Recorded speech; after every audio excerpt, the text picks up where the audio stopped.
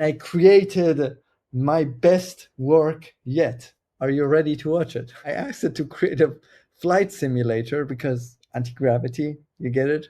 Right out of the bat, it flies sideways and I can't fix it. I mean, I haven't been prompting that much, but it flies sideways. And if I want to go left, I have to press right. And it's the other way around. But it works. After you figure it out, it works. And then if I press shift, I speed up. Do you feel the speed, the anti-gravity?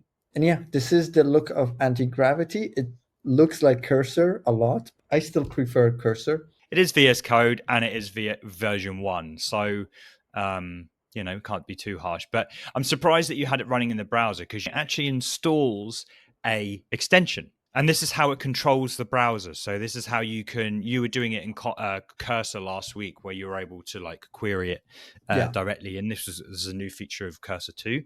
This does it via an extension. So in theory, I think I could install this extension into Comet, which is quite nice. I will say that. One thing they have done quite nicely is actually this thing called the Agent Manager. It's got this idea of like inbox, and it's this idea of chatting with multiple workspaces. You can change your workspace, and it's kind of this one-stop shop for controlling a multitude of projects, along with the kind of Git work tree-esque type of thing where you can set off different agents to do different things, which is kind of cool.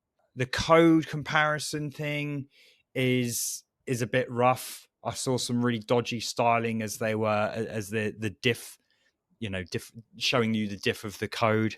I look forward to seeing what happens with it. I wasn't too impressed. I thought it was a bit of a lazy rushed release, potentially to coincide with Gemini 3, whereas they could have cooked a little bit more and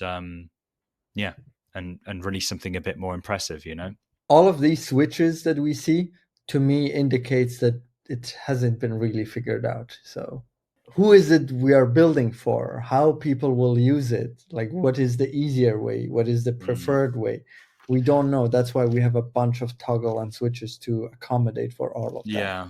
This is Google's anti-gravity website, and it's pretty cool. Like this WebGL 3JS background animation that moves with my cursor.